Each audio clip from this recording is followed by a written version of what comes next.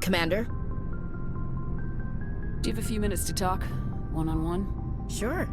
I was just watching some mail from home. Oh, before I go, we saw Caden in a news vid about the Normandy. He's cute. Later, sis. Let's pretend this never happened. The damage is done, Williams. Oh, shoot me now. One of my sisters. That's Sarah, the youngest. What's up? You didn't come by to eavesdrop on family mail. Chief, should you be that casual with your commanding officer? Sorry, Commander. Too much in the family mindset. My sisters and I have always been close. With Dad on duty so much, I had to help Mom raise them. Did your father serve with the fleet? Yeah, took any crap posting he could get that offered space time. You know what? He worked his ass off trying to get recognized, but he never made it above serviceman 3rd class. He was real proud when I made Chief. First thing he did was salute. What about your mother? You haven't mentioned her. You must know what military wives are like. Strong because they have to be, able to raise kids while Dad's away on a 6-month cruise. She has a degree in planetary geology. She and Dad both wanted to see new worlds. She gave up her career to raise us, though. You have more than one sister? Sounds like a big family. Yeah, I'm the oldest, then Abby, then Lynn. Sarah's the youngest. She's still in high school. With 4 girls, Dad used to say he felt more outnumbered at home than on maneuvers. Where did you grow up? All over. We transferred a half a dozen times before I finished grade school. You go where personnel command sends you, right? I guess that's why I'm so tight with my sisters. We'd have to leave all our friends every 2 or 3 years. Next you'll tell me you all ran across green fields singing show tunes. Don't knock show tunes. I might have to take exception. Things were tense between Sarah and me for a while. Then we bonded. Sounds like a story. Feel like sharing? Sarah got herself a boyfriend who wanted to go faster than she did, Mike. I didn't think he was a bad kid, just pushy. Lynn would send me these worried vid mails, and I'd tell her to relax. Where were you when this was going on? I was on active duty. Sarah's graduating high school this year. This was only a couple of years back. They were on Amaterasu. At the time, I was assigned to Chernobog. Same cluster, but a dozen Hellwire away. Close enough to talk regularly, too far to make it back in an emergency. I couldn't afford a fast packet flight. You ask me, boys need a cold shower that lasts from age 12 to 25. They have their uses, ma'am. Not all of them keep their brains in their pants. Mike thought they'd go for a romantic walk in the woods, because he figured it was past time they did the deed. She levered Mike face first into a tree and left. Didn't have a scratch on her. Good thing Mom and Dad had us all learn some kind of self-defense. I took emergency leave and walked Sarah to school for a few days. Why didn't you tell the police? She said it wouldn't solve the real problem, and she and Mike would both become household names. It was a small colony. I said it was her call to make, that we should let her do it her way. Mom was pretty pissed about that. You said all of your sisters learned self-defense? Lynn did pistol practice, but didn't like it. She's kinda nervous. Sarah took Aikido. Abby decided to learn the sword. She always was a little weird. Likes big skirts and tops you have to tie her into. They do great things to her figure, though. So, what did you learn? One of Dad's friends taught me Marine hand-to-hand. Sarah couldn't have been fond of you escorting her. Embarrassed the hell out of her. But it was worth it in the end. My last day out, Mike was waiting for us. Sarah had told her friends, so everyone at school knew what he did. He wasn't happy. I wanted to snap him in half, but Sarah gave me this look, this let me handle it, I need to do this alone look. She kept her cool, God bless her, as he screamed in her face. She just let him vent. Then he tried to punch her. I swear, she just flowed around him. Next thing I knew, he's face down on the sidewalk, and there's blood everywhere. He missed? When he swung, she wasn't there anymore, and he fell. She helped him stop the bleeding and had me call an ambulance. She told the paramedics he fell. Before they took him to the hospital, Mike touched Sarah's arm. I thought he was gonna end up on the ground again. But he hung his head, whispered, "I'm sorry," and started crying. And she hugged him. The Williams women are a decisive bunch, Commander. We do things when we're ready. Not before, not after.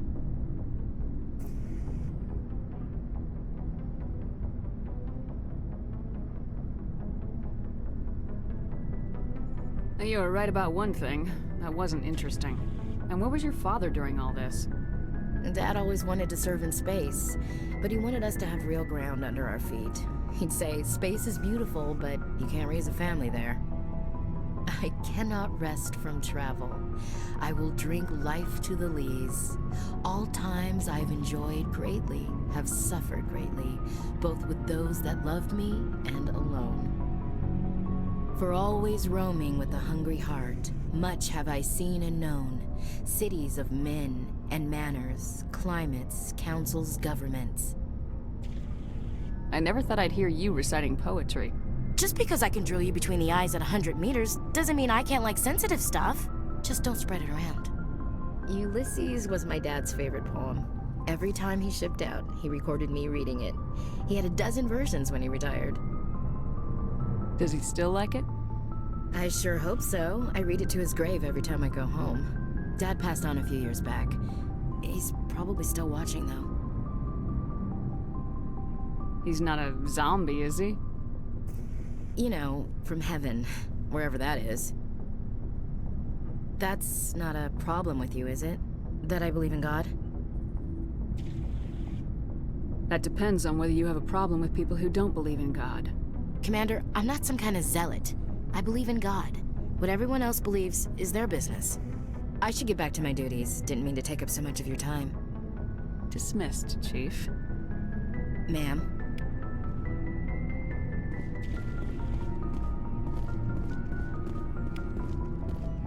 Commander, good to see you. You've been with C-Sec a while. Have you seen much action? Well, not as much as you, but yeah, I've seen some interesting things. I bet you have. Anything in particular that stands out? I remember this Solarian geneticist I was sent to investigate. That case was a bit disturbing. What happened? Why were you investigating him?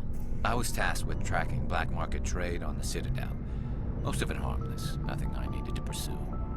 But during the course of my investigation, I noticed an increase in the trade of body parts, organs mostly. We usually get a few of those, but not the numbers I was seeing. We weren't sure if there was a new black market lab or if some freak was harvesting organs from citizens. You've seen this before on the Citadel? Every so often, some lab sells unwanted parts through the black market, but they're not as bad as the psychos. I remember this one L-Corps diplomat we caught in my first year on the job. He was hacking people up and selling their organs, had the station in a bit of a panic. But this case wasn't that clear-cut. Turns out there was more going on than we first realized. So how did you figure out what was happening? First, we got a hold of a sample and ran DNA tests. The weird thing was, the match led us to a Turian who was still alive and was very convinced he'd never lost his liver. After a bit of digging, I discovered this Turian worked briefly for Dr. Salion, the geneticist. So I went to his lab hoping to find evidence of cloned organ development, but there was nothing. No Solarian hearts, no Turian livers, not one Krogan testicle. You're kidding, right? Why would anyone want Krogan testicles? Some Krogan believe that testicle transplants can increase their virility, counteract the effects of the genophage. It doesn't work, but that doesn't stop them from buying. They'll pay up to 10,000 credits each. That's 40,000 for a full set. Somebody's making a killing out there. What'd you do about the geneticist? I brought in some of his employees for interrogation to see if I could get them to talk. While I was interviewing one of them, I came across something suspicious. Good thinking. Lackeys are always easier to scare. Exactly. Though in this case it paid off in a different way. One of my detainees started bleeding profusely during the interview. We offered to patch him up and he got frantic, freaked out. I ordered a full exam to find out what was going on. Our medics found incisions all over his body, some of them fresh. That was our big break. These people weren't just Dr. Salion's employees. They were test tubes. Walking, living test tubes. He was growing parts inside these people? Exactly. He cloned their organs right inside their own bodies. Then he harvested them and sold them off. Most of the victims were poor. He'd pay them each a small percentage of the sales, but only if the organs were good. Sometimes an organ wouldn't grow properly, so he'd just leave it in them. Most of them were a mess, but only on the inside, hidden so nobody could see it. I hope he got what he deserved. That's the worst part. We never caught him. Why not? What the hell happened? He ran, blew his lab, grabbed some of his employees, and headed for the nearest space dock. By the time I found out, his ship was already leaving. He threatened to kill his hostages if we tried to stop him. But you went after him anyway, right? I ordered Citadel Defense to shoot him down, but C-Sec headquarters countermanded my order. They were worried about the hostages, worried about civilian casualties if the ship was destroyed so close to the Citadel. I told them those hostages were dead anyway. He just used them to make more organs, but they wouldn't listen. No wonder you hated it there. Those idiots just let him fly away. Yes, they did. I went to Palin and told him what I thought of him and his policies. He said if I didn't like it, I could quit. Well, I almost did. All they had to do was disable that ship, stop him from running. Maybe the hostages die, maybe they don't, but at least we stopped the bastard responsible for it all. A few casualties is a small price to pay to stop someone like that. Yeah, exactly. I mean, those hostages might be wishing they'd died by now anyway. Just wish I could have stopped him. That's all. Do you have any idea what happened to Dr. Salian? I sent out feelers from time to time, hoping to find something. I thought I'd found him a while back. He changed ships and changed his name to Dr. Hart, his idea of a joke, I guess. I told the military, but they weren't convinced it was him. I got the transponder frequency for his new ship, but I just can't get anyone to check it out. I'll check out the coordinates when I get a chance. I was hoping you'd say that, but Commander, take me with you when you go. If it's Salion, I want to be there when you find him.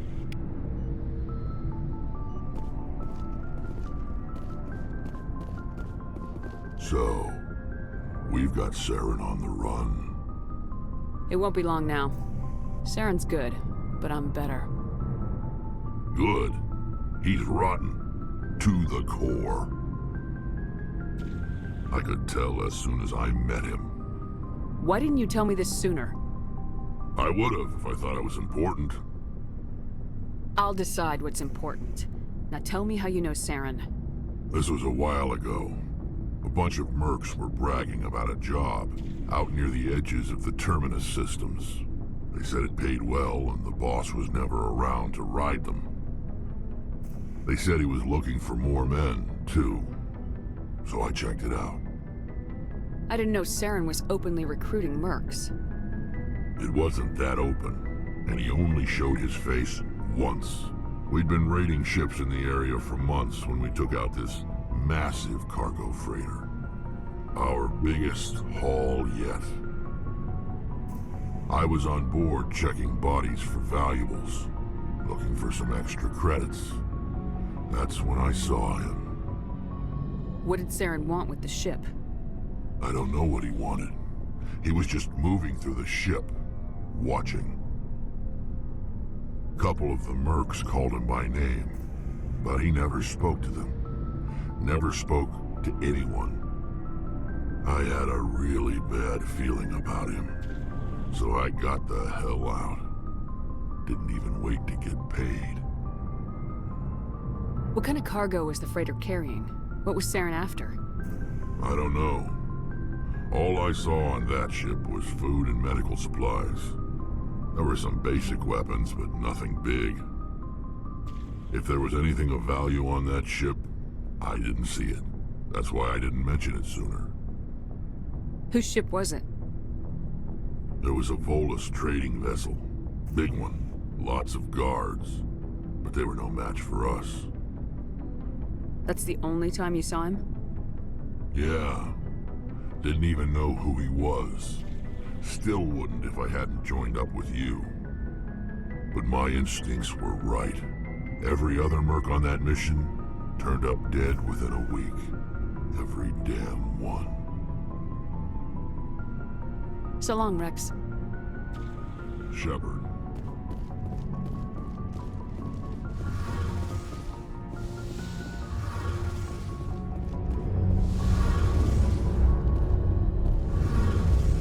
Oh, hello, Shepard.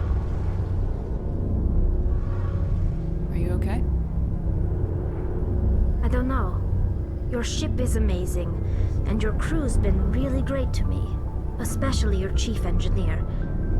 But I just sort of feel out of place.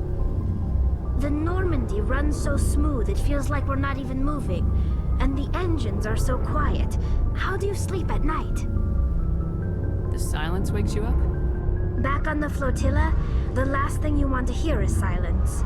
It means an engine's died or an air filter shut down. I guess you don't have to worry about that here. But old habits die hard. But it's more than just the silence. This ship feels so empty. It's like half the crew is missing. Back home, I couldn't wait to go on my pilgrimage. I couldn't wait to get away from the crowds. Now that I'm out here, I kind of miss them. Sounds like the pilgrimage isn't just about finding resources for the fleet. Maybe it's about teaching you to appreciate your people and culture. You're probably right. We Quarians spend our whole lives traveling, but really we never leave home. The pilgrimage has given me a whole new perspective on our culture. You know, there's always a few who go on their pilgrimages and never return. I always assumed something bad happened to them. But maybe they just wanted a different life. You do plan to return to the migrant fleet, right? I could never abandon my people, Shepard. I will go back eventually. But we have to stop Saren first.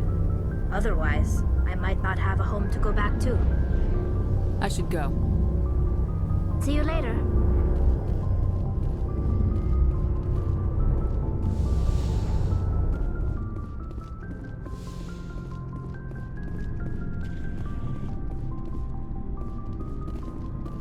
Shepard, Rex?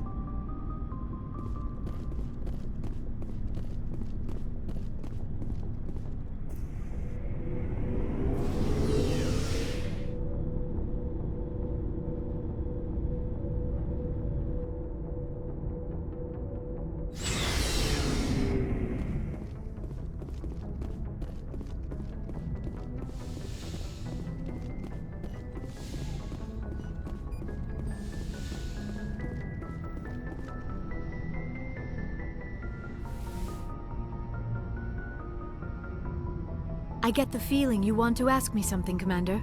Maybe we could pick up where we left off. You were telling me about your interest in the Protheans.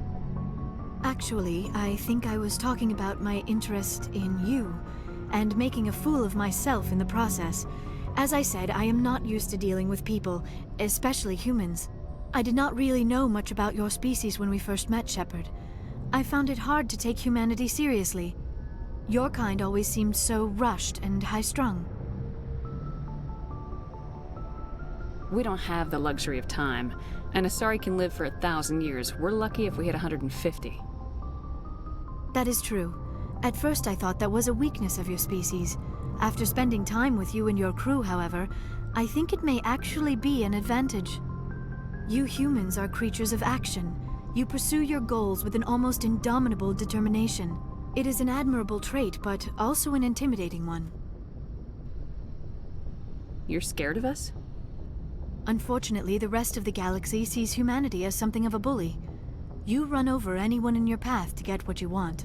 It is up to people like you to change their minds, Shepard. I'm doing the best I can, Liara. There is a reason the Council chose you to become a Spectre. They saw something special in you. The best of what humanity has to offer. I looked into your history. I know what you did on Torfin. I cannot even imagine how horrible that must have been, but you did what had to be done. You didn't need to go behind my back. I would have told you whatever you wanted to know. I apologize, Commander. After our last conversation, I was afraid I would say something stupid again. I wanted to know more about you, to understand what made you into the woman you are. There is something compelling about you, Shepard. Are you sure you're interested in me, or is it my visions of the Protheans? I admit, your connection to the Protheans had something to do with my initial interest, but it has grown beyond that. You intrigue me, Shepard, but I was not sure if it was appropriate to act on my feelings. I thought there might already be a relationship between you and Lieutenant Alenko. You want a relationship with me? Even though we're both women? We Asari are monogendered, Commander. Male and female do not have any real meaning for us. We do, however, have maternal instincts, so perhaps we would fill what you consider a female role. I'm sorry if this is awkward for you, Shepard. I am only trying to be honest. I feel as if we share some type of connection. But none of this matters if you are already involved in a serious relationship with Lieutenant Alenko. The Lieutenant and I are just friends. Nothing more. My mistake, then. I am not as adept at understanding human relationships as I thought. But what about us, Shepard? Is there a mutual attraction, or was I wrong about that too? No, you were right. There is something between us. I knew it, and I knew you felt it too. But does this not seem rather strange? Why do I feel so close to you? We have only known each other a short time. We are from two different species. We have almost nothing in common. This makes no sense.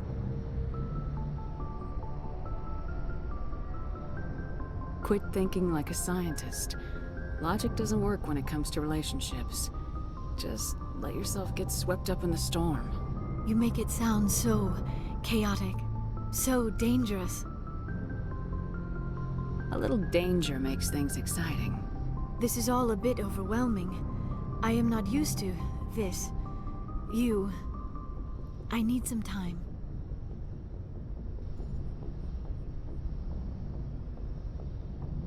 I wasn't the one who brought this up. I know. I'm sorry. But I did not think it would get so... Please, let's just talk about something else. I should go. Goodbye, Shepard.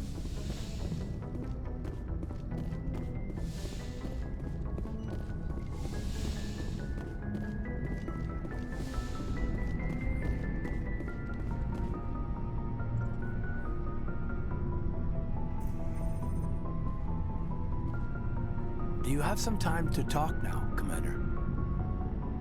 Of course. Have a seat. We've played it pretty close to the book so far, but we're a long way from backup. We've got some tough calls to make. I'm just saying, try to leave yourself a way out.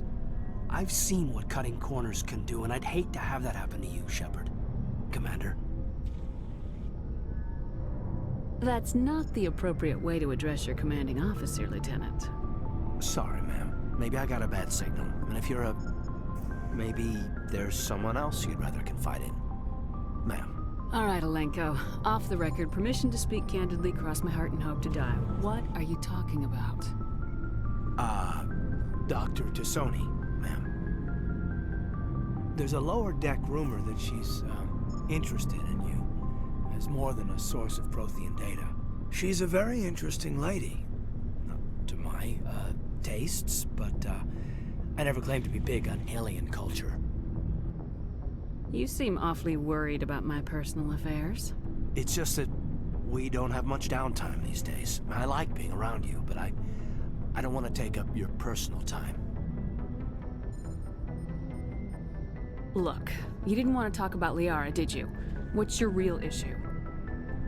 You're right. Sorry. It wasn't, Liara's not my main concern. I'm not questioning any decision you've made, Shepard. Let me be clear about that. It's just my experience that once someone lets something slide, it tends to pick up speed. Do you get my meaning?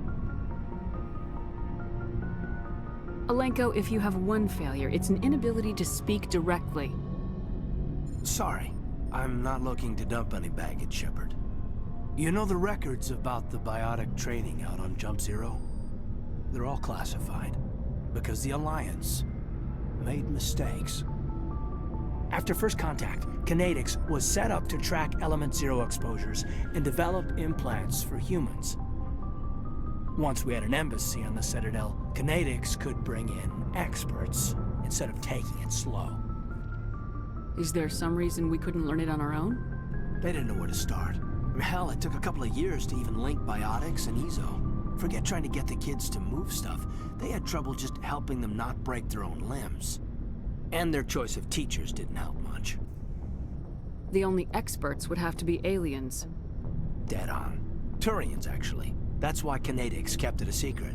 They were afraid of what people back home would think, asking the Turians for help when we just fought a war with them. The Asari would have been more acceptable than the Turians.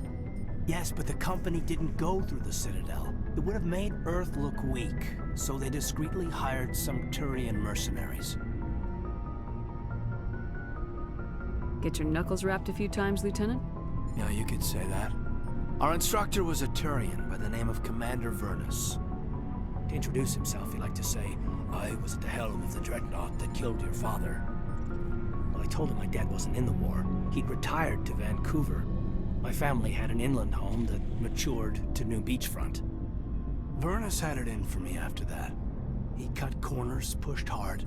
I mean, you either came out a Superman or a wreck. A lot of kids snapped. A few died. The point of all of this, I guess, is that when you cut corners, it's not always obvious who pays for it. Am I supposed to talk you down now or something? Because I'm not so good at therapy. I'm 32, Shepard. You don't serve as long as I have without coming to terms with yourself. You also learn that if someone is special to you, you help them. Try to keep them from making mistakes. Special, huh? If I'm out of line, just say the word. Sorry, Caden. This was just a battlefield thing. There's my answer, then. I'm sorry to have bothered you, Commander. I got some mixed signals. With your permission, I should return to my duties.